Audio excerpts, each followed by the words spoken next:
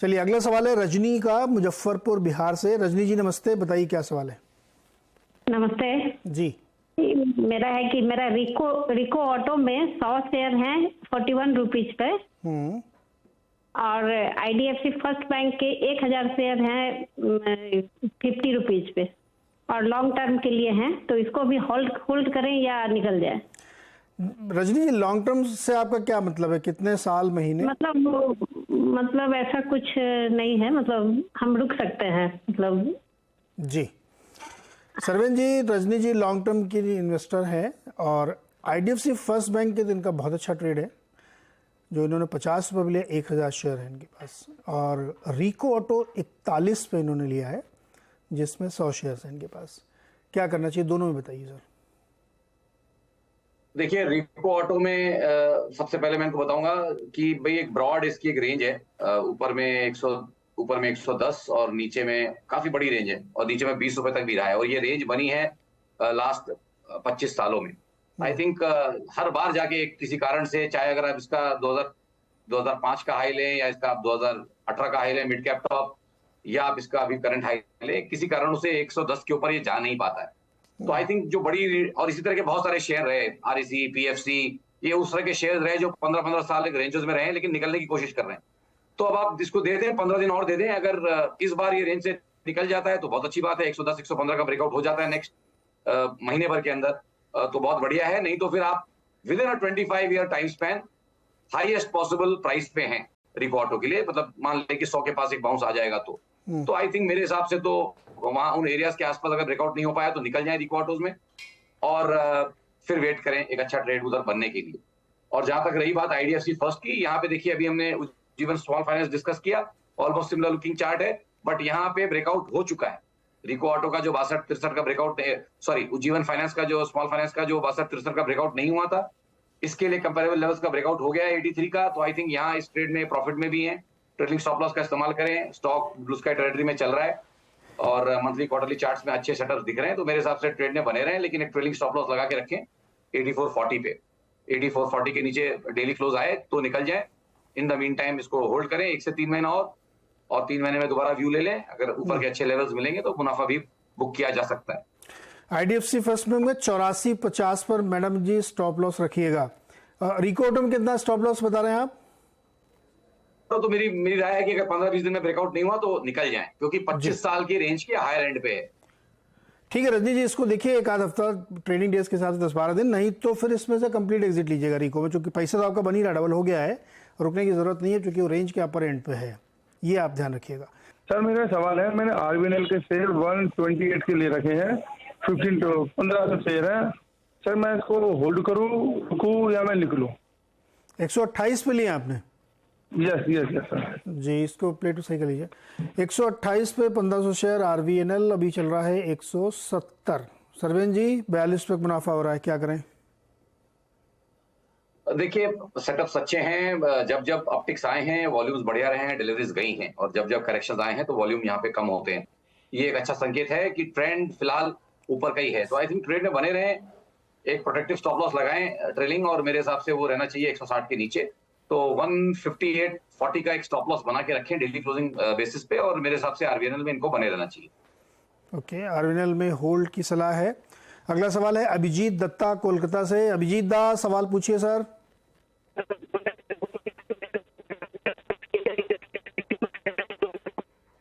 नहीं, उनका ऑडियो गड़बड़ है। चलिए अगला सवाल इसके बाद वाला लेते हैं। शुभम भारती, दार्जिलिंग पश्चिम बंगाल से। शुभम जी नमस्कार, बताइए। शुभम जी आवाज आ रही है आपको? जी बिल्कुल सर, आ रही है। Good morning. सवाल पूछिए। Good morning. मैंने टीटागढ़ जो रेल सिस्टम है उसके मैंने 2000 शेयर्स लेके रखे हुए हैं 600 रुपए पे, तो मुझे क्या करना चाहिए अभी? बहुत बढ़िया फायदा हो रहा है आपको तो। सरवेन जी टीटागढ़ बहुत अच्छा इनका सिस्टम बन गया है और अच्छे प्राइस पे लिया, 200 का प्रॉफिट है। क्या करना चाहिए इनको? नहीं, आई थिंक अगर इनके पास टाइम होराइजन है, दायरा है, तो यहाँ पे भी थॉट वही है कि अपटिक्स में वॉल्यूम अच्छे रहे हैं, करेक्शन में वॉल्यूम कम रहते हैं, तो सेटअप्स अभी short to medium term long term आप कुछ भी देखें बढ़िया चल रहे हैं। आई थिंक ट्रेड में बने रहे हैं, थोड़ा एक ट्रेलिंग स्टॉप लॉस भी लेकिन रखें। आई थिंक 700 रुपए के नीचे इनको एक स्टॉप लॉस रखना चाहिए और ट्रेड में बने रहना चाहिए। ट्रेड में बने रहिए, चूँकि काफ़ी रनअप हो चुका है तो इसलिए स्टॉप लॉस थोड़ा डीप है, लेकिन 700 के आसपास स्टॉप लॉस, और इसको आप कंटिन्यू करिए क्योंकि ये बहुत ही इंटरेस्टिंग स्टोरी है, रेलवे से जुड़ी हुई है, वैगन्स की बहुत डिमांड है और खूब सारे ऑर्डर्स प्राइवेट और सरकारी दोनों कंपनियों को यहाँ से मिलते हुए देखने को मिल रहे हैं, तो इसको आपको ध्यान में रखना चाहिए।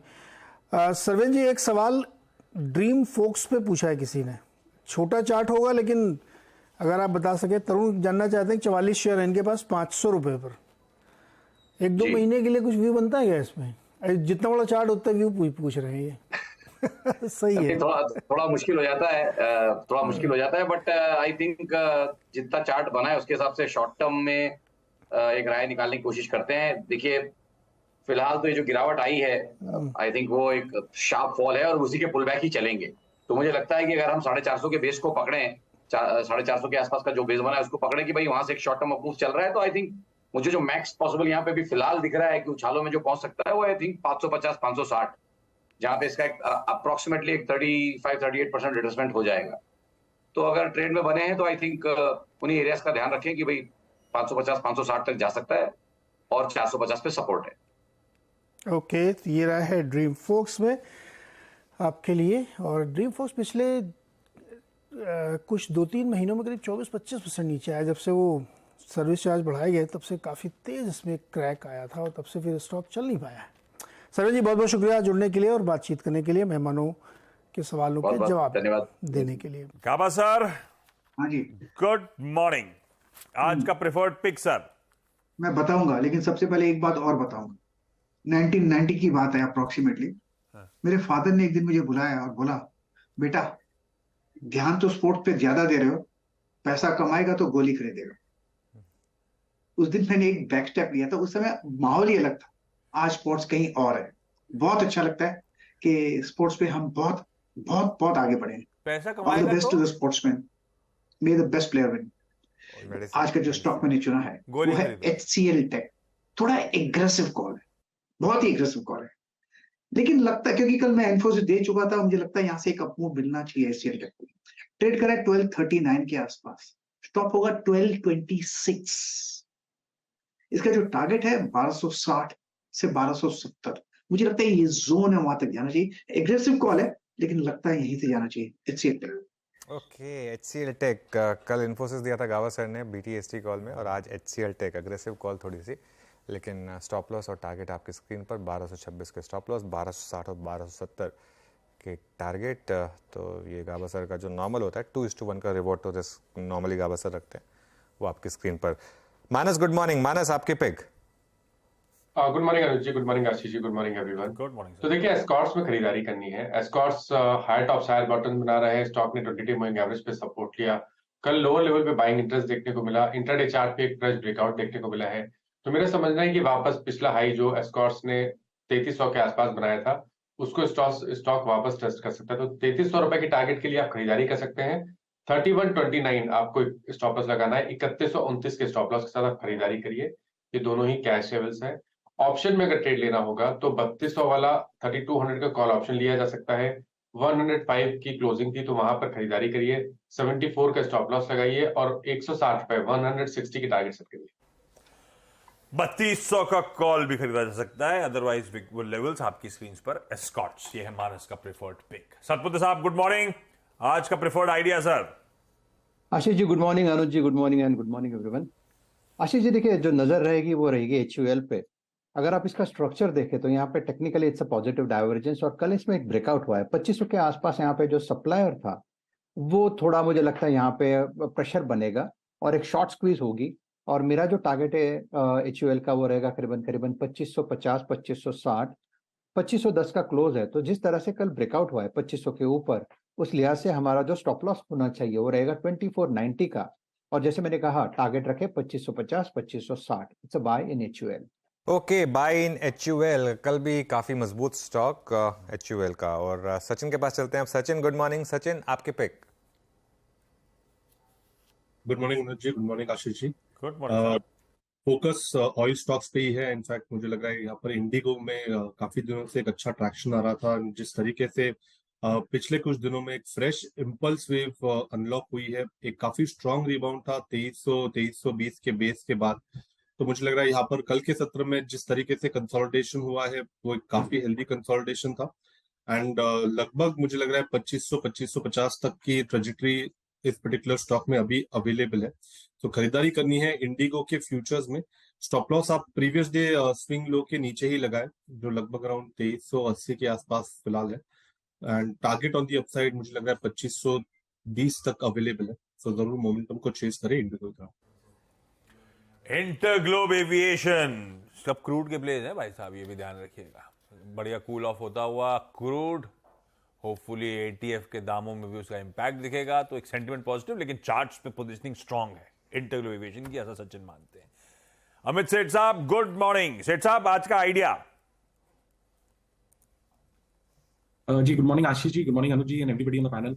आशीष जी मेरी नजर पे आईटी स्टॉक है and that is Infosys. Rationale ये है कि इन्फोसिस एक कॉन्फ्लुएंस ऑफ मूविंग एवरेजेस पे आके इसने सपोर्ट लिया है। स्टॉक में एक अच्छा खासा करेक्शन आया था लगभग 5 से 6% का और एक अच्छे रिस्क रिवॉर्ड पॉइंट पे है। आवली चार्ट्स पे देखें तो वहां पे एक पॉजिटिव डाइवर्जेंस है आरएसआई पे और एक ट्रायंगल का ब्रेकआउट है। तो मुझे लगता है यहाँ पे मोमेंटम बना रहेगा। 1428 का स्टॉप लॉस रखेंगे और टारगेट्स लगभग 1475 से 1480 तक के रहेंगे। ओके गावा साहब आपका टारगेट क्या था इन्फोसिस का कल के बीटीएसटी में? मुझे लगता है टारगेट के 1475 टू 1480 का ये जोन था। परफेक्ट, दोनों ये मान रहे हैं। कल बीटीएसटी से हम तेजी राइड कर रहे हैं और आज अमित सेठ साहब मेंशन कर रहे हैं इन्फोसिस खरीदना है। सिमिलर टारगेट्स हैं, 1428 का ध्यान रखिएगा। आज का स्टॉप लॉस लगाना है। आज स्पेसिफिक ट्रेड्स हो गए। शरद अवस्थी साहब हैं कोलकाता से, आपको स्क्रीन पर नजर आएंगे।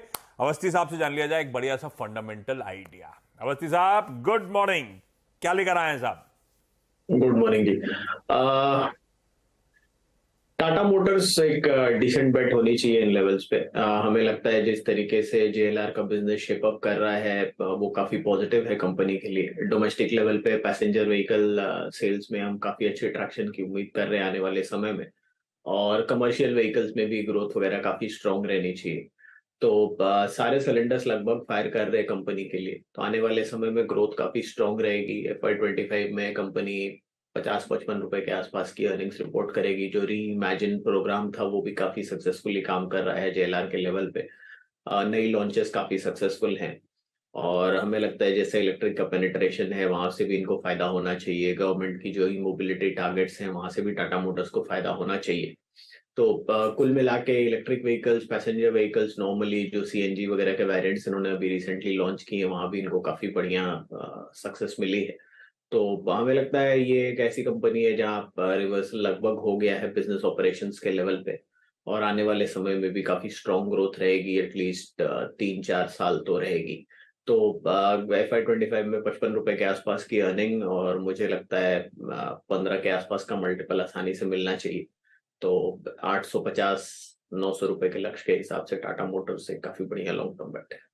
बढ़िया है, firing on all cylinders. Tata Motors एक बढ़िया लॉन्ग टर्म बेट। सचिन आपका कॉल क्या होगा? अनुज जी मुझे लग रहा है यहाँ पर बिरला सॉफ्ट में जो एक ब्रेकआउट मिला था ट्यूसडे के सत्र में उसी का फॉलो थ्रू एक्शन शायद नजर आना चाहिए।